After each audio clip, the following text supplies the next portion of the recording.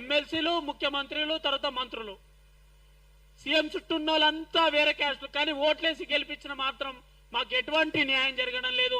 ఇప్పటికైనా ప్రభుత్వం ఆలోచించాలి. ఈ 2.5 సంవత్సరాలు మీరు అన్యాయం చేశారు మాకు.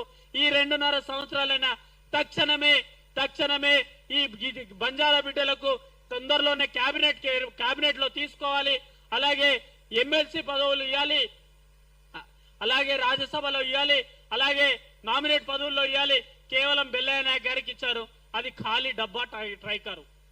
దానివల్ల గిరిజన బిడ్డలకు ఎటువంటి ఉపయోగం లేదు. దానివల్ల గిరిజన సామాజిక వర్గానికి రూపాయి ఆదాయం లేదు, రూపాయి దానికి వచ్చేది లేదు, పోయేది లేదు. ఆ ఖాళీ డబ్బా ట్రైకారు బెల్లయ్య నాయక్ గారికి ఇచ్చి అక్కడ ఖాళీ కుర్చీలో కూర్చోబెట్టారు. అంతే తప్ప ఈ ప్రజాపాలన ప్రభుత్వం ఇప్పటి వరకు చేసింది ఏమీ లేదు. కాబట్టి ఇప్పటికైనా ముఖ్యమంత్రి రేవంత్ రెడ్డి గారు, నిన్ను ఏ విధంగా అయితే ముఖ్యమంత్రి చేశామో మళ్ళీ అదే విధంగా నిన్ను ఎక్కడ కూర్చోబెట్టాలో బంజారా బిడ్డలు సిద్ధంగా అయ్యారు.